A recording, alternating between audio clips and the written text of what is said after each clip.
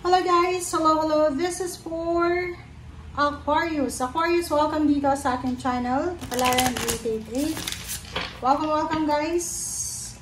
Ano bang messages, ano bang vibration sa third week of August 2025 para sa lahat ng Aquarius?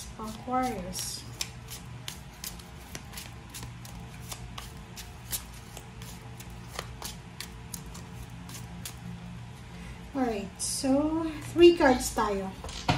Aquarius, Deer, Sea Turtle, and Spider. Tingnan natin. Yung Deer na card ay nagsasabi sa'yo na trust. Approach the situation with a light heart. So, ibig sabihin, ano man ito na sitwasyon na meron ka sa ngayon, Aquarius, kailangan mong gumawa ng desisyon depende sa kung ano yung nilalaman ng puso mo. And huwag tayong masyadong hard sa sarili natin. Huwag tayong masyadong seryoso sa buhay. Huwag tayong masyadong padadala sa parang competitive way ng mundo sa ngayon. Kailangan mong mag-relax. Kailangan mong kumbaga gawin kung ano lang yung kaya mong gawin.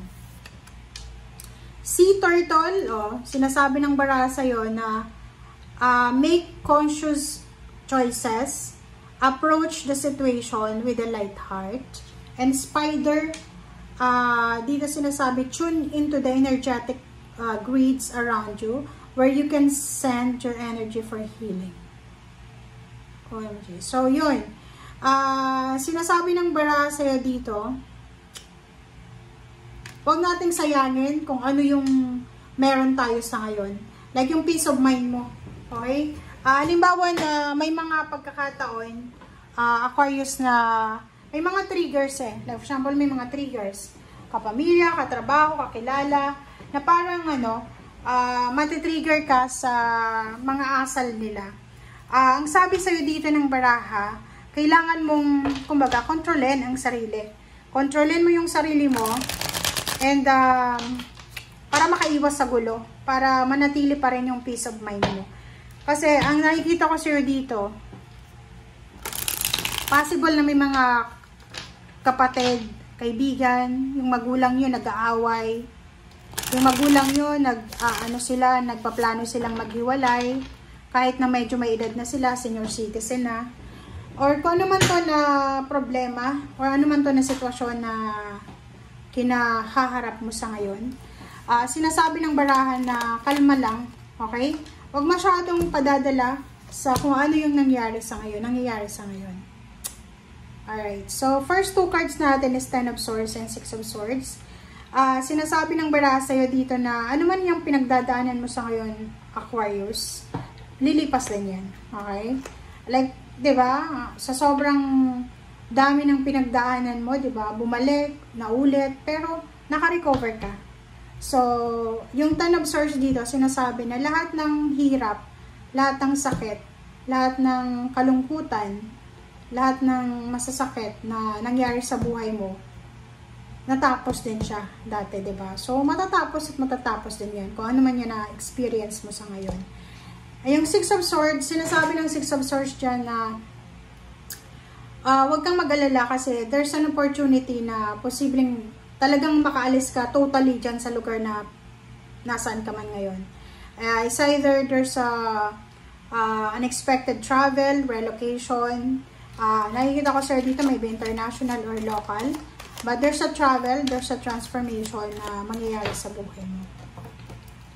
Alright, Page of Cups. Sabi ko na may mga away talaga.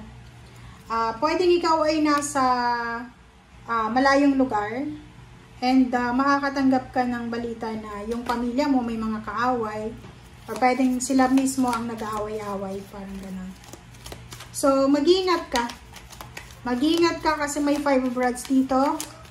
Possible na meron kang ma-encounter talaga.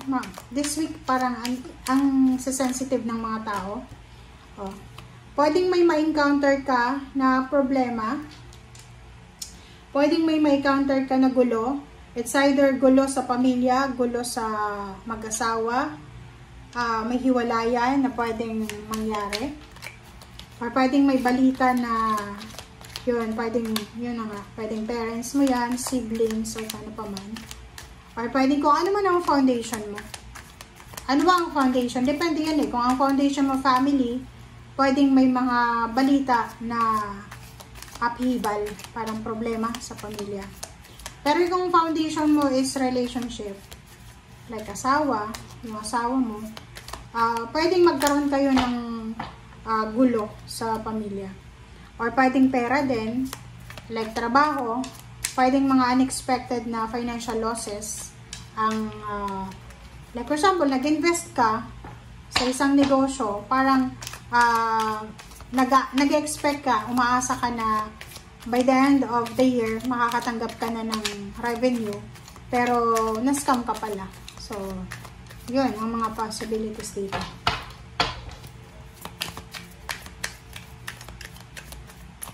Alright, so, 8 of Swords, yun. Kasalukuyan, mayroon dito ng mga Aquarius na nagkakaroon sila ng parang stagnation moment sa buhay. Yung parang hindi ka naman nakastagnant, pero feeling stagnant ka. Especially sa relationship. Yung iba, gustong-gusto ng mag-asawa, magpakasal, magkaroon ng anak, pero wala silang nakikitang go signal sa karelasyon nila. Parang yun yung pakiramdam mo. Queen of Swords, this is freedom. So, sinasabi ng baraha sa'yo na kung hindi ka na masaya, magdesisyon ka na. Oh, diba? Sabi ko eh, magdesisyon ka na. Like sa relationship yan kung halimbawa na ilang taon ka na nagpaparinig sa partner mo, sa boyfriend, girlfriend, sa ka-live-in na magpakasal na kayo kahit sa huwes, hindi kailangan ng pera na malaki, pero wala pa rin siya na kibo. Yung sabihin, ayaw niya ng commitment. Kasi na lang, live-in, boyfriend, girlfriend, parang gano'n. So, you need to decide daw. Ano pa ba? Alright, Page of Rods. Sinasabi ng barahan na kailangan mo daw mag-focus, Aquarius, sa future mo. And the Devil, huwag kang padadala sa kung ano yung nangyayari sa ngayon. Kasi, alam mo ba, may mga taong like may asawa. May asawa ang tawag doon. Live-in lang, live-in. Yung nag-live-in sila ng matagal na. Tapos, walang kasal na nagaganap syempre. Walang offer or walang proposal ng kasal. And hindi siya maka-move on. Hindi siya makaalis sa relationship na yan. Kasi, iniisip niya na baka kung ano yung iniisip ng ibang tao. Dito sa barahan to, sinasabi ng barahan, bakit mo iisipin yung sinasabi ng tao? Na ibang tao. Ang importante, masaya ka. Kung masaya ka dyan sa sitwasyon mo, go lang ng go. Pero kung hindi ka na masaya, ba't ka matatakot na makipaghiwalay because may sasabihin yung ibang tao? Diba? Ganun ang buhay. Kailangan pag masaya, masaya. Pag malungkot, malungkot. Okay, 6 of Cups. Sinasabi ng baraha, yung last message sa'yo, huwag kang magsettle sa mga bagay, sitwasyon, relationship na alam mo na hindi para sa'yo. And sinasabi ng baraha, may mga ex-boyfriends, girlfriend kayo, ex-relationship na posibleng babalik sa inyo. And yun yung kailangan yung bantayan. Lalo na kung hindi na kayo masaya sa relationship nyo ngayon, hindi naman kayo kasal, ayaw naman kayong pakasalan. Diba? So, ito yung baraha mo. Thank you guys for watching. Bye!